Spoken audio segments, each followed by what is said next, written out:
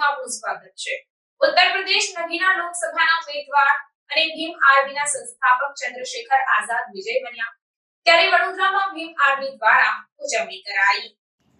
સંકલ્પ નગરી વડોદરા શહેરમાં ભીમ આર્મી ભારત એકતા મિશન સંકલ્પ નગરીના કાર્યકર્તા દ્વારા ઉત્તર પ્રદેશ નગીના લોકસભાના ઉમેદવાર ભીમ આર્મીના સંસ્થાપક એવા બહુજન સમાજના ચહિતા ચંદ્રશેખર આઝાદને આઝાદ સમાજ પાર્ટી નગીના લોકસભામાં જંગી બહુમતીથી વિજય પ્રાપ્ત થતા ભીમ આર્મીના કાર્યકર્તાઓ દ્વારા બાબા સાહેબ આંબેડકર સર્કલ અલકાપુરી પાસે મીઠાઈ વહેંચીને ખુશી વ્યક્ત કરવામાં આવી હતી, જેમાં લોકસભાની ચૂંટણીમાં અપક્ષ ઉમેદવાર રાજેશ રાઠોડ પણ બહુજન સમાજને ચંદ્રશેખર આઝાદભાઈની વિજય પ્રાપ્તની ખુશી વ્યક્ત કરી હતી અને આવનાર દિવસોમાં મોટી સંખ્યામાં રાજકીય પરિવર્તન લાવવા માટે બહુજન સમાજને સંદેશો પાઠવ્યો હતો।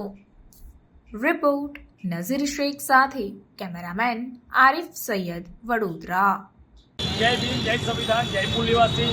ભીમ આર્મી ભારત એકતા મિશનના સ્થાપક માનનીય ચંદ્રશેખરભાઈ આઝાદ આજે જંગી બહુમતીથી જીત્યા છે અને એની ખુશી વ્યક્ત કરવા માટે, ઉત્સાહ બનાવવા માટે અમે આજે આગળ ઉભા રહ્યા છે। આજે બહુજન સમાજનો જે મિશન છે પુરવાર અને સાકાર કરવા માટે ચંદ્રશેખરભાઈએ જે સંકલ્પ લીધો હતો એ સંકલ્પ પૂર્ણ થઈ રહ્યો છે અને હવે બહુજનની સત્તા આવશે અને બહુજન શાસક બનશે। જે માનનીય કાશીરામ સાહેબ મહેનત કરીને જે સમાજને સીએમ બન્યા હતા, હવે ચંદ્રશેખરભાઈ આઝાદ એમની મહેનત જેવો પીએમ બનાવશે એવી આશા રાખીએ છીએ। હવે બહુજન સમાજે શાસક બનવાનો સમય આવી ગયો। તમામ લોકોને કહીએ છીએ કે હવે તમે પોતે તમારા ઘરથી પોતાના બાળકોને શિક્ષણ આપો, શીખવાડો અને નેતા પણ બનાવો, જેથી કરીને આપણા હક અધિકાર આપણે લઈએ। કારણ કે આજે આપણા સમાજ પર જુલ્મ છે, અત્યાચાર થાય છે, એનું મુખ્ય કારણ છે આપણે લોકો શાસક નથી, આપણે શાસક બનવાનું છે। સાથે સાથે તમામ બધા જનતાને કહેવા માંગીએ કે જે લોકોએ મને પણ જે પ્રેમ આપ્યો છે, આટલા ઓછા સમયમાં આટલા બધા વોટ આપે, લોકો ધન્યવાદ કરીએ, ખૂબ સાધુવાદ કરીએ છીએ અને આવનારા સમયમાં આપણો બહુજન સમાજ શાસક સમાજ બને એના ફૂલ પ્રયત્ન કરીએ। જય ભીમ। ચંદ્રશેખરભાઈનો 11 વર્ષનો જે સંઘર્ષ હતો એ સંઘર્ષ વિષય પર આપ શું કહેશો ચંદ્રશેખરભાઈ માટે? ચંદ્રશેખરભાઈએ એટલો બધો સંઘર્ષ કર્યો છે, એમને જેલની યાતનાઓ ભોગવી છે, એમને માર ખાતા પોલીસના હતા, એમની પર મોટા ગુનાઓ પણ થયા છે।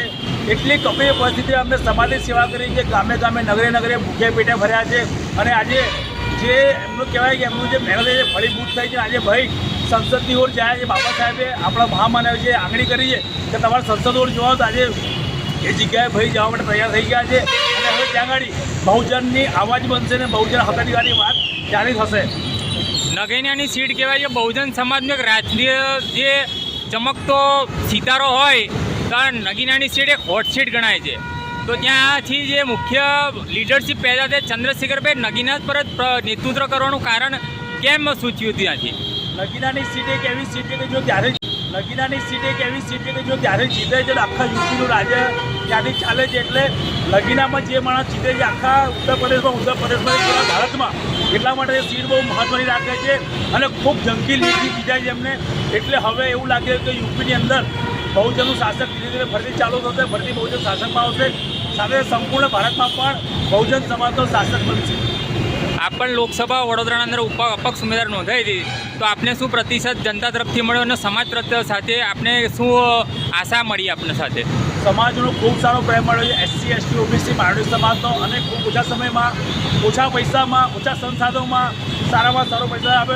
ખૂબ લોકોનું સાધુવાદ માનું છું, ખૂબ આભાર માનું છું કે મને મારા વડોદરા લોકોએ બહુ પ્રેમ આપ્યો છે। આવનારા સમયમાં આપણે હવે તન મન ધનથી આપણા સમાજને વોટ આપવાનો છે, આપણા શિક્ષણને વોટ આપવાનો છે, આપણા આરોગ્યને વોટ આપવાનો છે, આપણા રક્ષણને વોટ આપવાનો છે। એટલે આવનારા સમયમાં બધાએ તૈયાર થઈ જવું અને પોતાના હક અધિકાર માટે વોટ કરવો એવું અમે કહીએ છીએ। હવે આ વડોદરાની જનતાને કહેવા માંગે અમે અમારી પોતાની પાર્ટી આઝાદ સમાજ પાર્ટી ટૂંક સમય ગુજરાતમાં લઈને આવી રહ્યા છીએ અને હરેક લોકો અને આપણે તૈયાર રહે પોતાના સમાજ શાસક બનાવવા માટે। આપનો પરિચય? મારું નામ રાજેશ સંકલ્પ નગરી વડોદરા, ભીમ આર્મી ગુજરાત।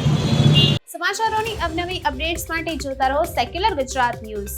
સાથે સેક્યુલર ગુજરાત ન્યૂઝ ચેનલને લાઇક, શેર અને સબસ્ક્રાઇબ કરો અને બેલ આઇકોન દબાવીને સમાચારોની ઝડપી માહિતી મેળવો।